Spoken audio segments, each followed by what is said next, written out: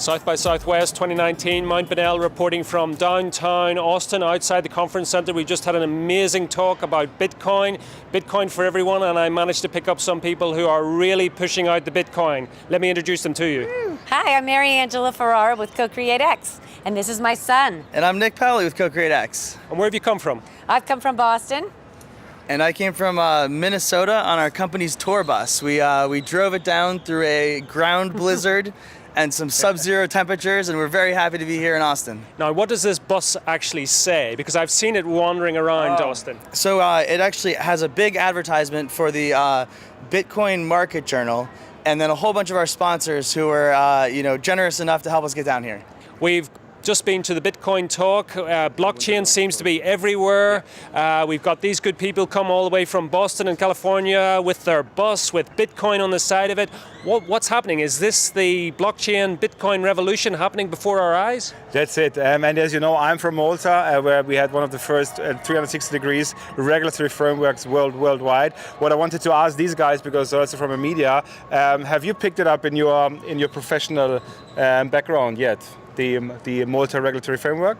Yes, actually I have, because as a blockchain enthusiast and consultant, an education consultant, I get so many questions about SEC regulation, and there's been a fair amount of friction, and I have been trying very hard to understand it, to guide others. Okay. And can I ask, I mean, the Bitcoin blockchain has been really central now to South by Southwest. Who are the sorts of people that you're meeting here in the whole blockchain world? Oh yeah, so we've been meeting a lot of entrepreneurs who are doing different things with the blockchain.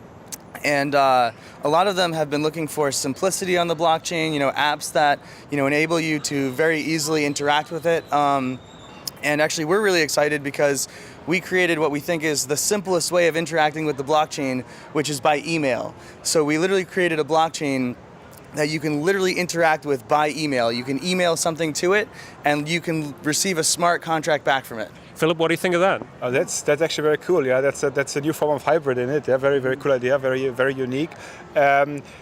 You as a technology provider or one of those brain fathers of that, would you be considering some sort of regulation for the underlying DLT? I mean, would that be something you generally would observe?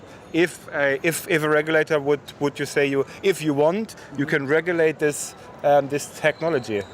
Great question. I would say at the very least, I think that regulations that require transparency, if transparency is something that's being advertised, are definitely important. So I don't know exactly what that might entail or exactly how it would be implemented, but I do think that if people are saying that something is distributed, if it has a level of transparency,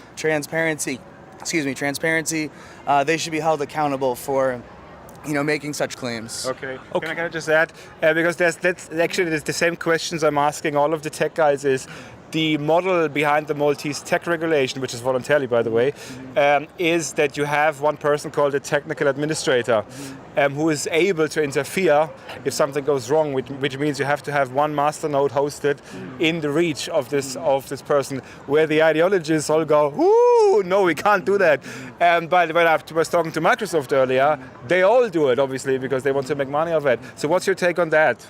So I'm an engineer with an MIT background, or I went to school there, and ultimately, we kind of think big, start small, and try and grow sustainably. So we actually built our blockchain on just a centrally hosted platform using an off-the-shelf, open source blockchain.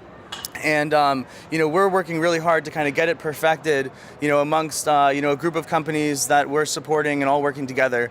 And so when you start something, you generally speaking have to do it in a practical way where you can test it and try and break it and fix it, et cetera, et cetera. And then I think that once you get something to a point where you can depend upon it, the result is that, you have that, again, general accountability, to deliver it to the market, in a way that they expect. And obviously, everybody makes mistakes at one time or another. They, code gets broken, whatever it may be. But, I always believe in, being as good as you can to the people that you're trying to support with the thing that you have. And sometimes, you have to ask for forgiveness. And one of the best ways I do think to, enable accountability is to let people vote with their feet. So don't trap people on a platform that they can't walk away from if it's not working. And so I think that if you balance, the ability of a person to vote with their feet, and you try and do good work for them in the meantime, then the result is that your customers will keep coming back, if something doesn't work. Cool. That sounds like a very good message. Just finally, first time at South by? No, actually, it's my second time. I came over a decade ago when this was more like a barbecue. I don't know. And I came as a literary agent trying to sell screenplays. And then Nicholas and his friends started this company, CoCreateX. And I said, let's go to South by and let's have a booth. So I now had just the most fantastic 3 days exhibiting. And who parties harder? Oh, without question, my mom, always. Absolutely. And I just have to say, it was glorious the last couple of days. And I think the key word for me about South by is that I just feel hopeful. I feel really hopeful. Just being surrounded by everyone and their ideas. It's not ho-hum. I mean, I really feel people trying to help each other, being creative, and trying to lift us all up. Amen. Nicholas, one word to describe South by? Okay, two. No, I would say, just enormously inspiring of a sense of possibility. Okay, listen, thank you very much. Enjoy the rest of your South by.